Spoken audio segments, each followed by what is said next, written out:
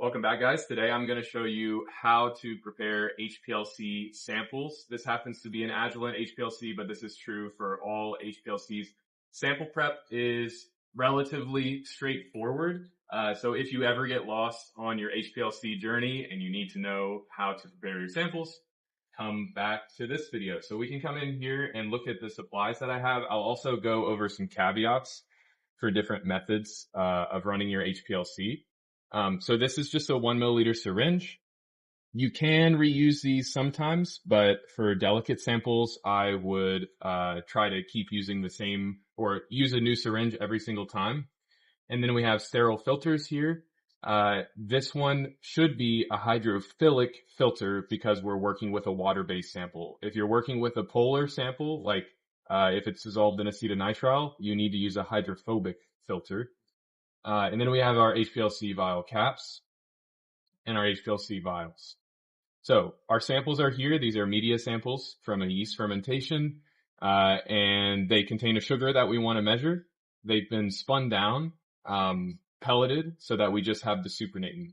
These filters can only carry a certain amount of filtrate. If you don't spin your samples down beforehand, then you will clog your filter and it won't go through. So we'll work with one sample really quickly. We'll just open it up, and you can leave the pellet in the bottom and just finesse drawing up the amount of liquid that you need.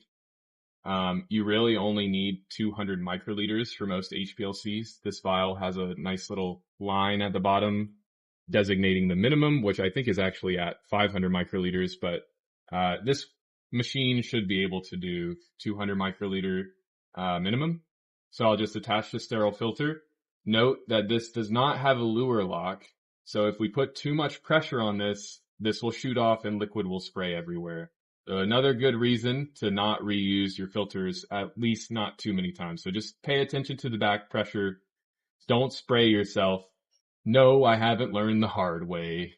So then we'll just press the plunger down, and we'll have the filtered liquid come through, just like that. And there's a little bit of back pressure on this filter. If these samples weren't as important, I might consider reusing this filter. I think reusing this syringe, it's not a super big deal for these particular samples, but just think about, how much dirt or contamination you have in your syringe or in your filter to decide whether you're going to reuse things, because consumables can get expensive.